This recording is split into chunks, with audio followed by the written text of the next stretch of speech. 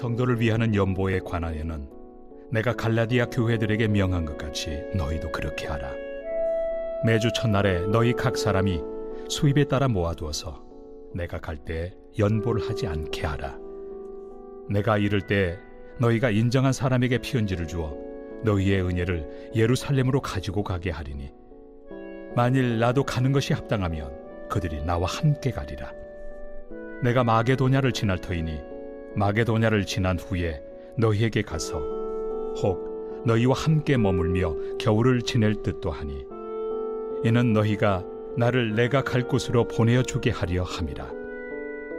이제는 지나는 길에 너희 보기를 원하지 아니하노니 이는 만일 주께서 허락하시면 얼마 동안 너희와 함께 머물기를 바람이라. 내가 오순절까지 에베소에 머물려 함은 내게 광대하고 유효한 문이 열렸으나 대적하는 자가 많음이라. 디모데가 이르거든 너희는 조심하여 그로 두려움이 없이 너희 가운데 있게 하라. 이는 그도 나와 같이 주의 일을 힘쓰는 자임이라. 그러므로 누구든지 그를 멸시하지 말고 평안히 보내어 내게로 오게 하라. 나는 그가 형제들과 함께 오기를 기다리노라. 형제 아볼로에 대하여는 그에게 형제들과 함께 너희에게 가라고 내가 많이 권하였으되 지금은 갈 뜻이 전혀 없으나 기회가 있으면 가리라. 오늘은 교회를 위한 복음이라는 제목으로 하나님 말씀 증거하겠습니다. 고린도전서 마지막 장입니다. 이 16장의 내용은 바울이 이 편지를 마무리하면서 여러 가지 내용들을 이 16장 안에 기록했는데요. 이것을 하나로 묶어서 이야기하기가 쉽지는 않습니다. 그래서 이 본문을 순서대로 우리가 조금 살펴보려고 하는데요.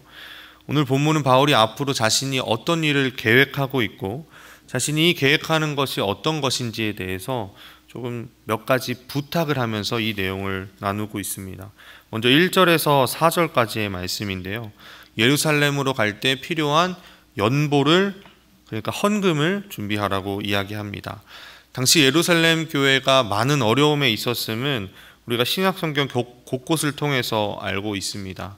경제적인 곤란을 겪고 있었고 구제해야 할 대상들이 이 예루살렘 교회에 많았기 때문에 바울은 갈라디아 교회와 고린도 교회에게 부탁을 합니다. 그래서 바울은 예루살렘으로 가는 길에 이 고린도 교회를 들렸다 갈 것인데 그때 가서 바울이 도착했을 때 이 헌금을 준비하지 말고 미리 정해진 때 시간을 정해서 미리 이 예물을 준비해서 바울이 도착했을 때는 편지와 함께 이 연보를 예루살렘 교회로 보낼 수 있도록 미리 준비하라고 얘기합니다. 이 연보는 유대인들의 교회인 예루살렘으로 가는 건데요. 이것은 당시에 엄청난 놀라운 변화입니다. 이방인과 유대인과의 관계를 우리가 생각해 본다면 이 두 집단은 둘 사이에 엄청난 벽을 쌓고 사는 사람들인데 이제는 예수 안에서 그들이 하나가 되었다는 증거로 바로 이 연보를 보내는 겁니다. 사실 바울은 이 연보를 보내는 일이 꽤나 걱정이 되었습니다. 그래서 로마서 15장 31절 하반절에 보면 로마 교회에 이 연보를 가지고 가는 일에 대해서 기도를 부탁하면서 이렇게 말합니다. 또 예루살렘에 대하여 내가 섬기는 일을 성도들이 받을만 하게 하고 혹시나 이 연보를 예루살렘에 있는 유대인 같은 그리스도인들이지만 이 유대인들이 받지 않을까 봐 이들이 잘 받도록 기도해달라고 부탁하는 겁니다. 이 연보를 가지고 예루살렘에 도착했을 때 잘 원만하게 해결되어서 화평하게 평화에 이 연보가 그런 의미를 가질 수 있도록 기도를 부탁하는 것이죠. 물론 사도행전에서 우리가 보듯이 이 일은 잘 해결되었습니다. 그리고 갈라디아서 2장에서도 바울이 이야기했듯이 서로 친교의 악수를 나누었고 그리스도 예수 안에서 하나임을 확인했습니다. 여기에 이 연보가 큰 역할을 한 것은 분명합니다. 바울은 신약성경 곳곳에서 이 연보에 대해서 이 다른 단어로 이렇게 표현하는데요. 교제, 섬김, 은혜, 복, 신령한 봉사 등 많은 단어로 이 헌금을 표현합니다. 그러니까 연보, 헌금은 하나님과의 관계를 나타내기도 하지만 동시에 이웃에 대한 사랑을 실천하고 있는지를 확인할 수 있는 지표입니다. 그래서 우리가 읽은 본문 1절에서 성도를 위하는 연보라고 표현하고요, 3절에서는 너희의 은혜라고 표현합니다. 핍박을 피해서 로마 제국 전역으로 여기저기 흩어져 있는 성도들이 그리스도 예수 안에서 한 몸임을 확인하는 이 통로가 바로 연보였던 것입니다. 바울은 고린도 교회가 이 일에 함께 동참하고 모든 믿는 자들이 하나가 되기를 원하는 마음에서 지금 이 교회에 부탁하고 있는 것입니다. 두 번째 부탁은 5절에서 7절에 나와 있는데요, 마게도냐를 지날 때 이 고린도 교회에 긴 시간 머물게 될 것이라고 이야기합니다. 그러면서 이렇게 부탁하는데요, 우리 6절을 함께 읽어보겠습니다. 시작. 혹 너희와 함께 머물며 겨울을 지낼 듯도 하니 내가 갈 곳으로 보내어 주게 하려 함이라. 아멘. 우리가 가진 한글 성경에는 너희가 나를 내가 갈 곳으로 보내어 주게 하려 함이라고 되어 있는데, 이 표현은 좀 완곡한 표현입니다. 정확한 이 말은 나의 경비, 내 여행의 모든 경비와 또 들어가는 다른 수고와 준비, 또 나의 안전, 동행하는 모든 것까지도 고린도 교회가 책임져 줄 것을 지금 부탁하고 있는 겁니다. 바울이 이 말을 하는 것은 조금 특별한 의미를 가집니다. 고린도 교회는 바울에 대해서 의심했던 교회입니다. 그 의심의 원인 중에 하나가 바로 다른 복음을 전하는 사람들은 고린도 교회 후원을 받았지만 바울만큼은 고린도 교회 후원을 받지 않았기 때문입니다. 고린도전서 4장 12절에 보면 또 수고하여 친히 손으로 일을 하며 모욕을 당한 즉 축복하고 박해를 받은 즉 참고.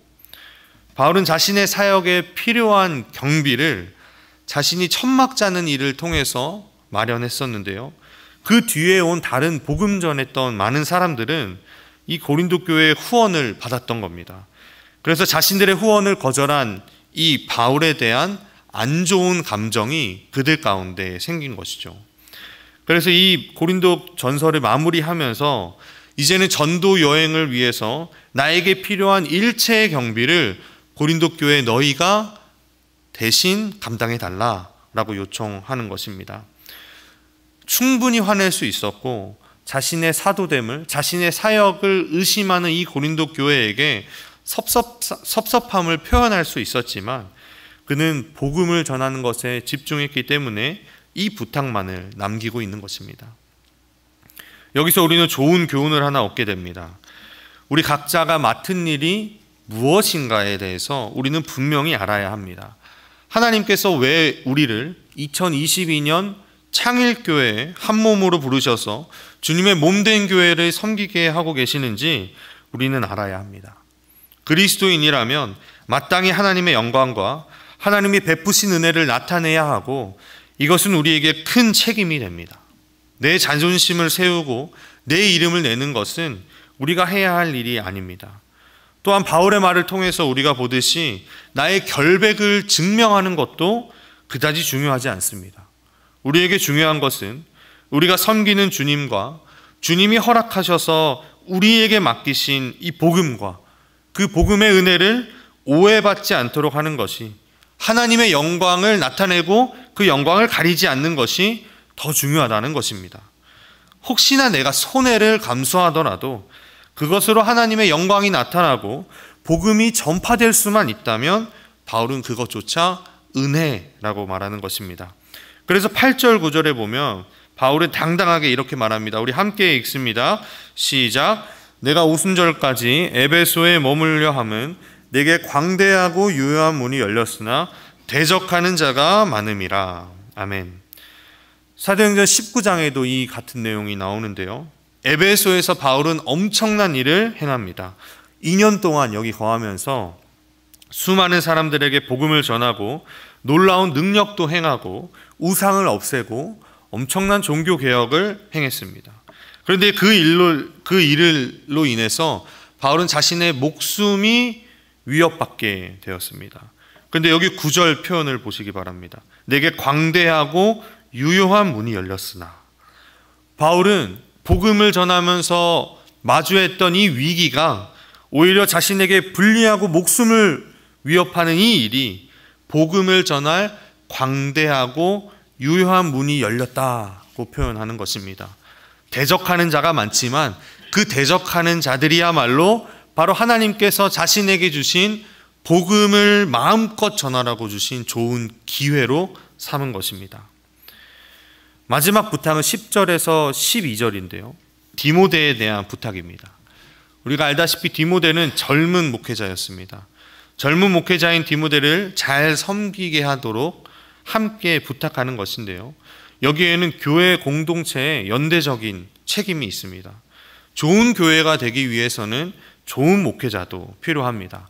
마찬가지로 좋은 목회자가 되기 위해서는 좋은 교회가 필요합니다. 고린도 교회에게 디모데를 부탁하는 것은 단순히 디모데에게 필요한 모든 것을 제공하라는 것이 아니라 교회를 교회답게 신앙을 튼튼히 해나가고 영적인 실력을 교회도 목회자도 함께 키우기 위함입니다. 그리고 이 교회를 우리만 누리는 것이 아니라 다음 세대에도 물려주고 우리 세대에만 누렸던 이 신앙의 유익을 다음 세대에도 동일하게 누릴 수 있도록 똑같은 영적인 유익을 누릴 수 있도록 교회에게 준비를 요구하는 것이죠. 바울이 이처럼 고린도 교회에 여러 가지 이런 당부를 하는 것은 고린도 교회 성도들을 사랑하기 때문입니다. 우리가 살펴봤듯이 이 세 가지 당부들은 바울이 이 교회를 사랑하지 않았다면 하지 않았을 당부입니다. 에베소에서 고난을 감수하면서 복음을 전하고 있는 바울은 고린도 교회 성도들을 생각하면서 이 편지를 기록했습니다. 바울만큼 이 몸된 교회가 바로 세워지기를 간절히 원하는 사람은 없었습니다. 그래서 교회를 위한, 교회에게 꼭 필요한 이 복음을 전하는 것입니다. 우리에게도 이 바울과 같은 마음이 있기를 원합니다. 교회를 사랑하며 또 하나님께서 우리 교회 앞에 광대하고 유효한 문을 열어주셨으니 이제 우리는 복음을 담대히 전하고 이 복음의 사역을 넉넉히 감당할 수 있기를 주님의 이름으로 축복합니다. 우리 함께 말씀을 기억하시면서 기도하시겠습니다. 오늘 하루 우리에게 복음을 전할 수 있는 기회를 주셔서 담대히 복음을 전할 수 있게 해달라고 함께 기도해 주시고 오늘 말씀처럼 우리 교회를 위해서 특별히 기도하기를 원합니다. 8일에 지난 주일에 시작된 공동회가 정회했고 15일 다시 속회하게 될 텐데 그 사이에 있는 임직 투표를 위해서 기도해 주시고 허락하시는 직분자들과 함께 우리 교회에게 광대하고 유효한 문이 열렸으니 담대히 복음을 전할 수 있는 교회가 되게 해달라고 기도해 주시고 또한 내일부터 시작되는 부흥회를 위해서도 기도해 주시기를 바랍니다. 강사로 오시는 이관영 목사님을 통해서 주시는 말씀으로 피곤한 손과 연약한 무릎을 일으켜 세워주셔서 주님과 깊은 교제 안에서 그 은혜를 풍성히 누리는 시간이 되게 해달라고 우리 함께 주님의 이름을 부르고 기도하시겠습니다. 주여, 사랑과 은혜가 많으신 하나님 감사합니다.